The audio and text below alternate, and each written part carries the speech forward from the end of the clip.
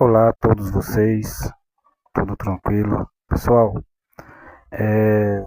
esse é o quarto vídeo que eu estou fazendo falando sobre referente ao que está acontecendo ali em Israel, na Palestina, né? Todos nós sabemos, hoje é notícia nos jornais internacionais e locais que a guerra que está acontecendo ali entre Israel e os palestinos, especificamente agora no ataque do Irã contra Israel. Israel revidou e está lá um se degladiando, né? E quem paga as contas de tudo isso são crianças, idosos, pessoas inocentes que não têm nada a ver com essas questões.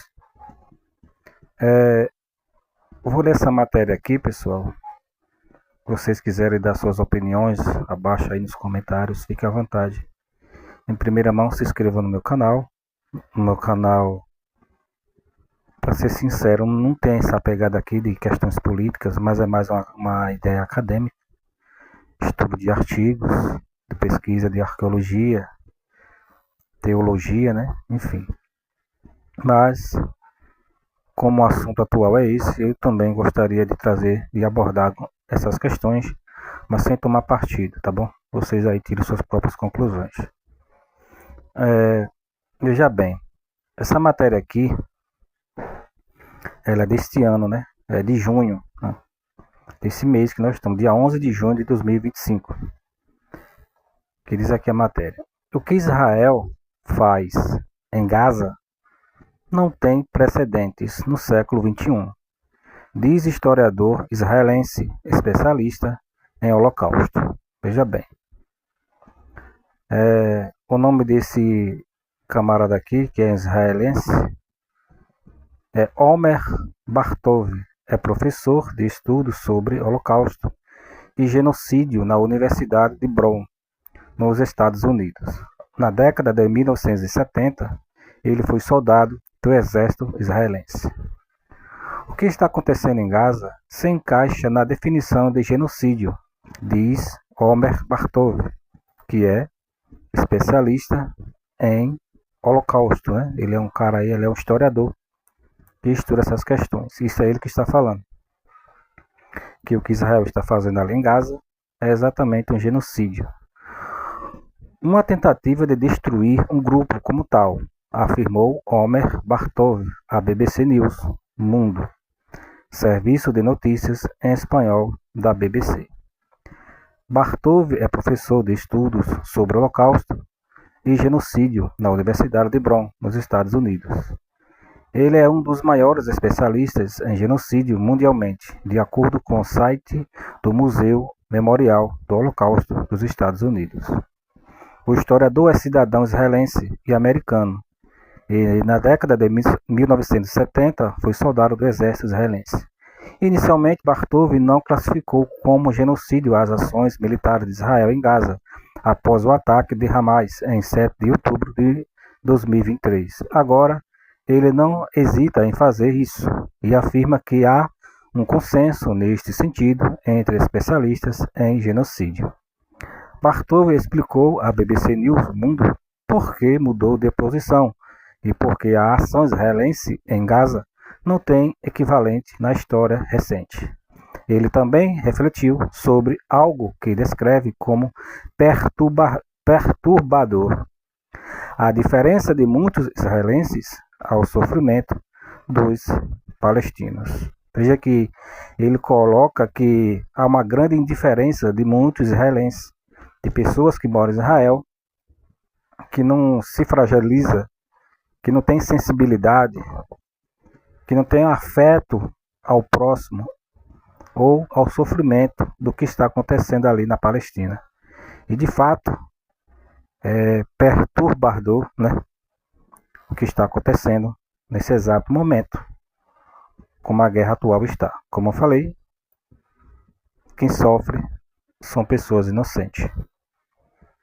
Israel enfrenta uma acusação de genocídio na Corte Internacional de Justiça. E o primeiro-ministro do país, Benjamin Netanyahu, tem um mandado de prisão do Tribunal Penal Internacional por supostos crimes de guerra. Netanyahu classifica as acusações de genocídio como falsas e inaceitáveis. O parlamentar israelense Boaz Bismuth, leal a Netanyahu e suas políticas, argumenta: como podem nos acusar de genocídio quando a população palestina cresceu não sei quantas vezes? Como podem nos acusar de limpeza étnica quando estou deslocando a população dentro de Gaza, né, para protegê-la? Como podem nos acusar quando estamos perdendo soldados para proteger nossos inimigos? Isso quem está falando é o Bismuth, né, que é um leal aí, um braço direito de Netanyahu. Isso é ele que está falando. Israel lançou uma campanha militar em Gaza, em resposta ao ataque pela fronteira do Hamas, em 7 de outubro de 2023, no qual cerca de 1,2 mil pessoas foram mortas e outras 251 foram feitas reféns. Desde então, os ataques israelenses mataram pelo menos 54.470 pessoas em Gaza, incluindo mais de 17 mil crianças. De acordo com o Ministério da Saúde do Território Administrativo pelo Hamas. A seguir está a entrevista que a BBC News Mundo fez com Omer Bartov. BBC News Mundo: nos primeiros meses após o ataque do Hamas, você não usou a palavra genocídio para se referir às ações de Israel em Gaza. Quando é porque você mudou de posição? Quando e por que você mudou de posição? Omer Bartov: mudei de opinião e passei a acreditar que Gaza é, inegavelmente, um caso de genocídio no início de maio de 2024. Em novembro de 2023, escrevi que havia evidências de crime de guerra, possivelmente crimes contra a humanidade. Eu ainda não tinha certeza de que havia provas suficientes de genocídio, mas havia indícios de que poderia chegar a isso, porque havia declarações com conteúdo genocida. Em maio de 2024, quando as forças de defesa de Israel entraram em Rafah e desalojaram cerca de 1 milhão de pessoas para a região de Al-Mawasi, uma área sem infraestrutura à beira-mar. Isso parecia indicar que se tratava de uma operação com intenções genocidas, intenções que já haviam sido manifestadas em outubro de 2023. Como você vê aqui na foto, né, soldados israelenses junto aí com o seu coronel, né, como diz aqui a matéria. O ex-ministro da Defesa israelense, Yoav Gallant, anunciou um bloqueio a Gaza em outubro de 2023, dizendo que não entraria nem eletricidade, nem comida, nem água, nem gás.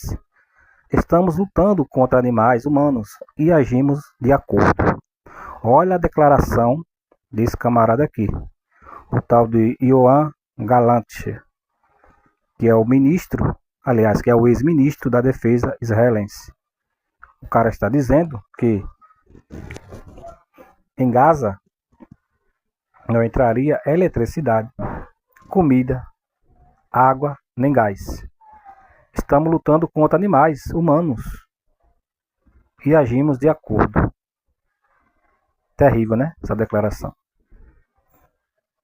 O padrão que levou à operação de Rafah, em maio, parecia indicar que esta não era simplesmente uma operação para, como afirmavam as FDI, destruir o Hamas e libertar os reféns, mas uma operação destinada a tornar toda a Gaza inabitável.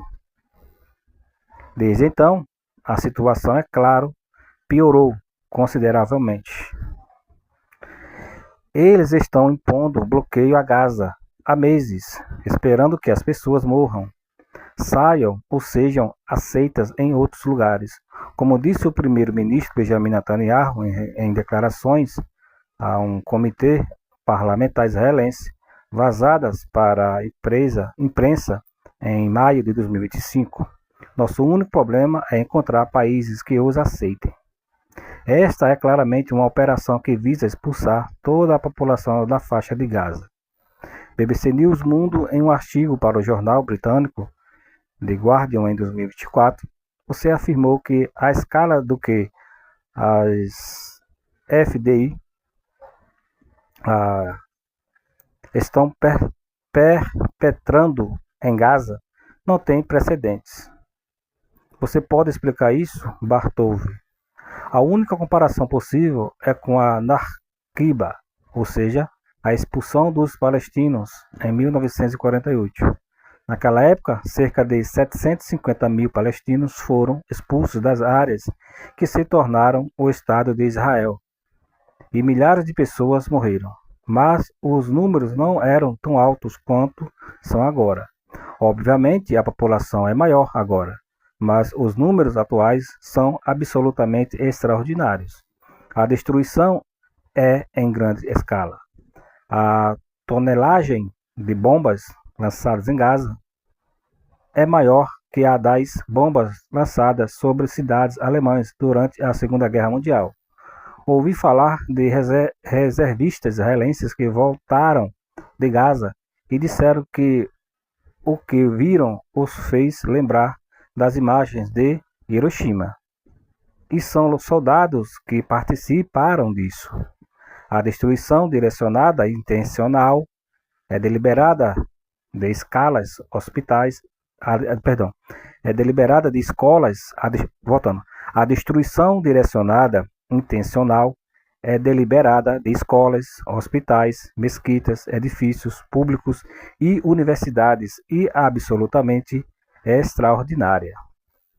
Como vocês podem ver aí na imagem, as destruições, né, gente, aí. Terrível. De fato, é um cenário de guerra. Vista aérea da devastação em Jabalia, no norte de Gaza, em 30 de janeiro de 2025, deste ano. Tá aí. Quando você considera quantos jornalistas foram mortos, quantas equipes médicas foram mortas, quando você lê relatos de crianças sendo baleadas por franco-atiradores na cabeça ou no peito, eu estava inclusive lendo esta manhã outra reportagem sobre isso. É difícil encontrar uma equivalência para isso, que aconteceu em um espaço tão pequeno com uma população de mais de 2 milhões de pessoas. Costumávamos pensar que o que os russos faziam na Gerência, perdão, não sei ler esse nome aqui. Você lê aí. E Grozny era terrível.